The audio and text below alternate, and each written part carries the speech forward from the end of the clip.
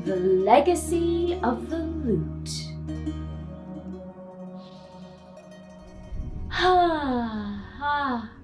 The smell of old books. Welcome to a very special library. The Tome of Tales led us straight to this place. It's like Genreland's own mini time capsule, as if I could step into the past just by picking up a book. Oh, wait, someone's coming.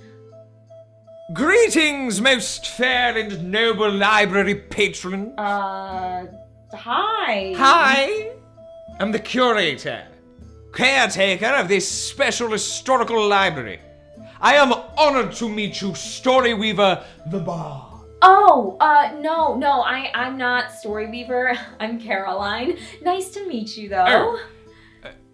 Then that little grey mechanical marvel is Storyweaver! Incredible! No, that's just Mia. But we are planning to find and rescue Storyweaver. Indeed! Brilliant! For inside my history vault is something special. Something I intend to pass down to Storyweaver. You can help me transport it. First, however, since you are not Storyweaver, you must prove your worthiness. Listen to thy tone. To gain the curator's favor and trust, uncover historical fiction we must. Lo, the bard sings true. Return to me after you've learned the value of historical fiction, and I shall unlock the vault. You got it, Mr. Curator. Huzzah!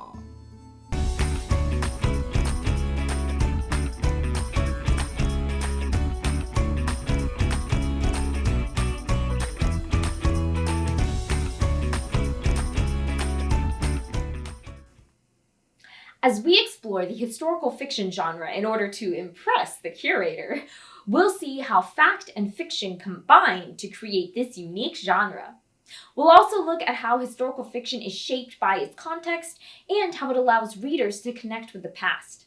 Let's begin, as usual, with a definition.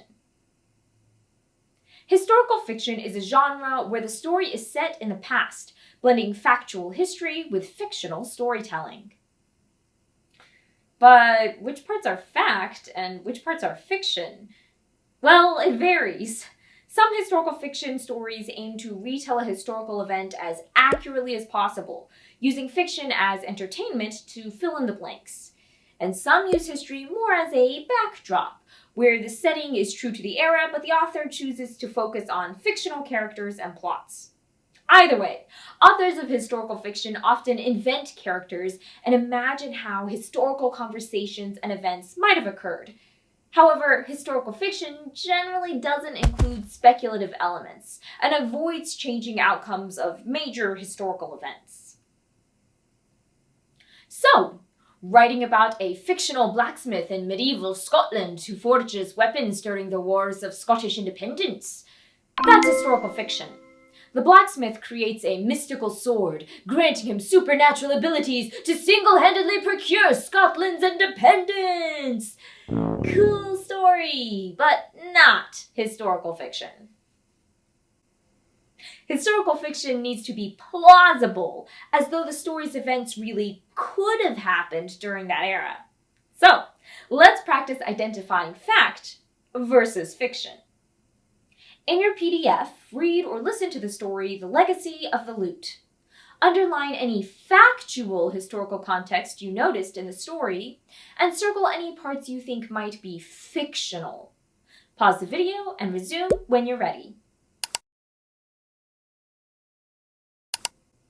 You might have underlined factual details showing the historical context of Florence in 1507 during the Renaissance era, as well as the real characters of Shakespeare, Verrocchio, and of course, Leonardo da Vinci, and references to da Vinci's actual works and designs.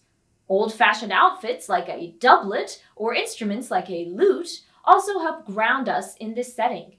As for fictional elements, you probably circled the character of the curator because he's fictional, as is this particular lute and its backstory.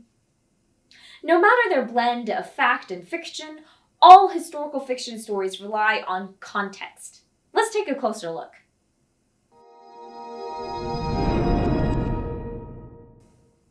When we say historical context, we're referring to the important conditions, events, and places that shaped a specific past time period.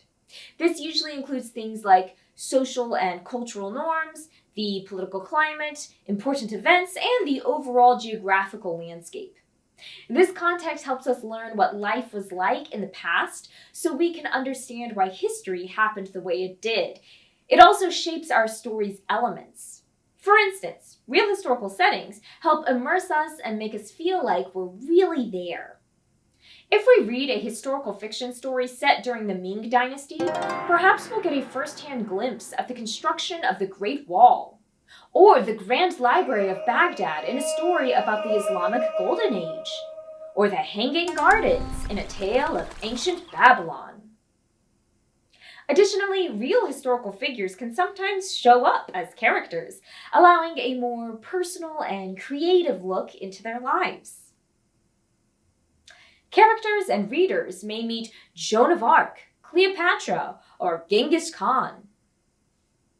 Historical context can also influence a character's journey through a plot and define the conflicts they face. For example, historical fiction stories set during wartime often have plots driven by danger or hardship. Or a story set in an unjust past society might include resistance or rebellion as conflict to tell its story. Based on what we've learned so far, what kinds of themes do you think might be common in historical fiction? Well, historical fiction often explores the concerns of the era, like social change or political disruption. However, it's important to remember that themes are universal. People in history learned many of the same lessons we do today, like courage, connection, and resilience. For example, a story set during the American Revolution might explore a universal theme like, when we stand up for our beliefs, we can achieve change. Now that we've established the role of historical context, let's take a look at how historical fiction allows readers to deeply connect with the past.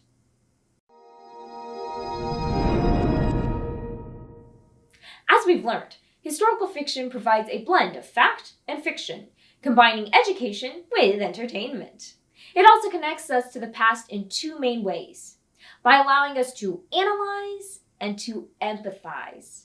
First, historical fiction helps us analyze history from a present-day perspective. We can learn about the past in an immersive way by paying attention to historical context. Ideally, historical fiction preserves historical accuracy, but sometimes stories might not get all the facts right. After all, history can be portrayed in many ways, and not all portrayals are as accurate or reasonable as others. That's why it's crucial for us, as readers, to use our critical thinking skills to discern fact from fiction. Doing this helps us gain factual knowledge about history while still enjoying the great fictional stories history inspires. Historical fiction also helps us empathize with people and perspectives from the past. Sometimes it can feel hard to relate to long-dead people who lived vastly different lives. But historical fiction connects us, not to abstract past events in a textbook, but to relatable people who lived through them. When we dive into their historical context, it allows us to walk in their shoes and see history the way they did.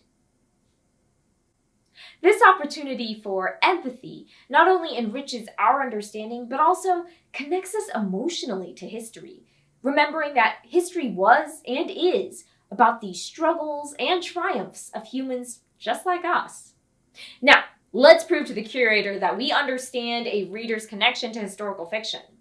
In your PDF, look again at the legacy of the lute, then answer these questions. First, analyze with facts. Think about the story's portrayal of the Renaissance. What do you think people valued during this era? Next, empathize with fiction. Imagine you are in Leonardo da Vinci's workshop. What would you be the most excited to talk to him about? Pause here and resume when you're finished. As you analyzed this story, you might have noticed a strong positive focus on art, with mentions of music, fashion, Shakespeare, and creative inventions. So, we can deduce that during the Renaissance, people really valued human artistic creativity, achievement, and innovation. How about your imagined conversation with Da Vinci? Personally, I would love to talk to him about how he painted the Mona Lisa. Bravo! Thou hast artfully unravelled the rich tapestry of historical fiction. Behold, the luminous lute, passed down from the Renaissance to those who recognize the value of storytelling throughout history. You have earned this lute. Carry it with thee to Storyweaver the Bard. We will, I promise. Oh, hey, listen. Storyweaver's tale is complete. Our quest through history is now complete, and the sound of the luminous lute is so sweet.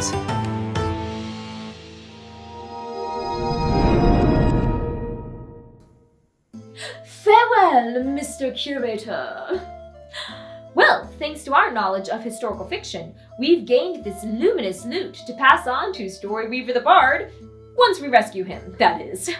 Next time, we've got one more genre to explore before we begin our approach to the Castle of Genreland. And let me tell you, all these creative, imaginative genres so far have been incredible. But I'm feeling like we need a rest and a reality check. A seaside vacation, you say? Sign me up. Until then, remember, every story is a new horizon. See you next time. Hey, hey.